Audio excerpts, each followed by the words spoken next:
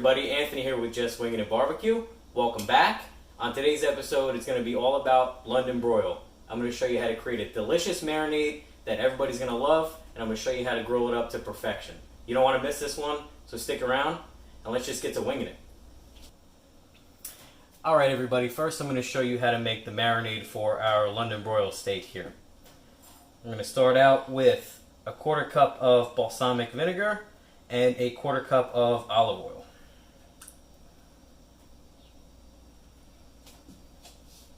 To that we're going to add 1 freshly squeezed lemon,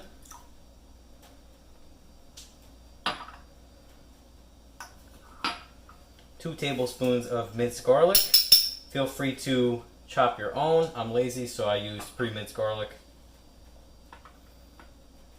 2 tablespoons of Worcestershire sauce. I'll use this one, but feel free to use whatever you like. 2 tablespoons of Dijon mustard.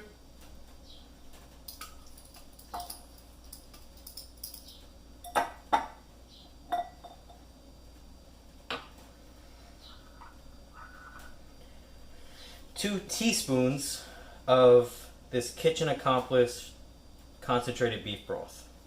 And to that, I added 2 tablespoons of the juice of these pepperoncini peppers.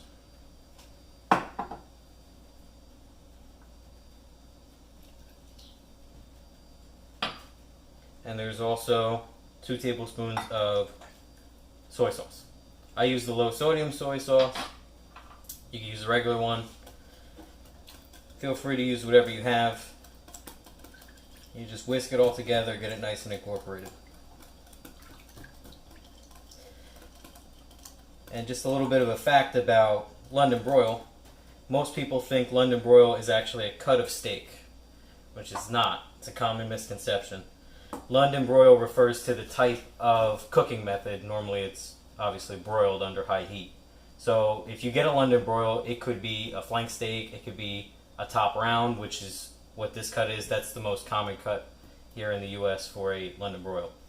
So what we're going to do is get our marinade into a freezer bag on our steak, and you want to let that marinate for 4 to 6 hours minimum.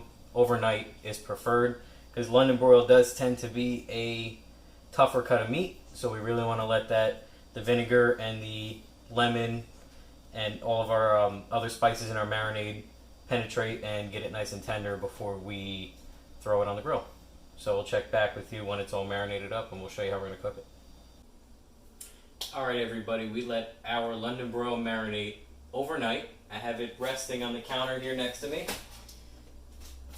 Just letting it come up to room temperature. We drained off the excess marinade. Just put it on the pan here and set it on the counter so it can come up to room temperature while our Grilla Grills Silverbac pellet smoker comes up to 225. And what we're going to do is we're going to smoke the London Broil for about an hour. We're going to watch that internal temperature. We want it to come up to about 110 degrees. Then we're going to pull it off and crank the heat up to 500, and we're going to do a reverse sear on the outside of it to get that nice charred and really caramelized exterior. That's going to be really nice. It's going to be really nice and tender inside. We're shooting for medium rare, and obviously the ends are going to be a little bit more well done, and this one actually has a little bit of an extra piece that I didn't trim off because I do have kids and they'll probably be eating the more well done pieces, so that'll go to them. It's all going to taste great. So once the silverback comes up to temperature, we're going to get this thing on, and we'll show you what we're going to do after it's all ready to be reverse seared. Alright, our silverback has come up to 225. I went ahead and put a temperature probe down into the very center of that London Broil so we can keep an eye on it, and as soon as it reaches that 110 degree internal temperature, we can take it off. And the temperature probe I'm using is actually the one that came with the silverback. It plugs into the control board there on the hopper, and it has a button where I can check the internal temperature of that cut of meat whenever I need to. So we're just going to go ahead and put it right on the cooking grates and get this thing on some smoke.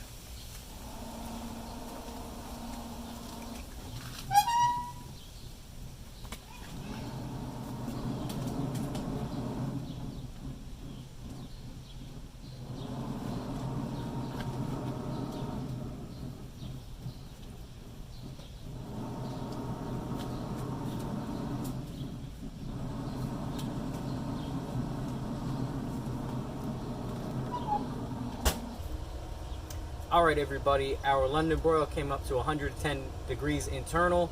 We took it off after about an hour and let it rest, while our Silverback here came up to 500 degrees.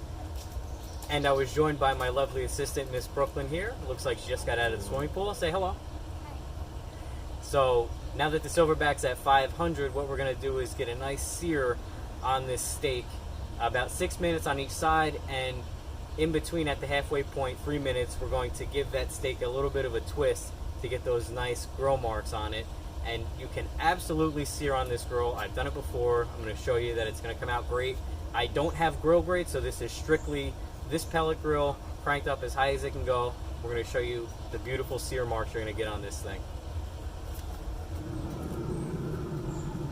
Everybody, here, just put this on the grill.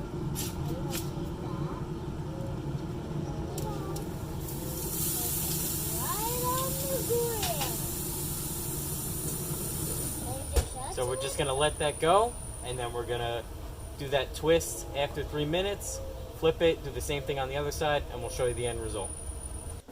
Alright everybody, our London Broil is all finished. It came up to about 135 degrees internal temperature. That's right around that medium rare mark. I checked it with my instant read Thermo Pro thermometer, and like promised, see those beautiful grill marks that I got with no grill grates on my pellet smoker. So whoever tells you you can't sear on a pellet grill either isn't doing it right, doesn't have a good one, or is lying to you. So I'm just going to give you a quick slice down the middle. See how well this is cooked. And look at that. That is a perfect medium to medium rare steak. So I'm just going to get this sliced up. You want to slice on a bias across the grain on a London Broil and make very thin strips, because this is a tough cut of meat, so the thin strips, or thin cuts rather, are going to really make the slices tender. So I'm going to slice this up. We're going to show you what it looks like all sliced up, and then we're going to enjoy it for dinner.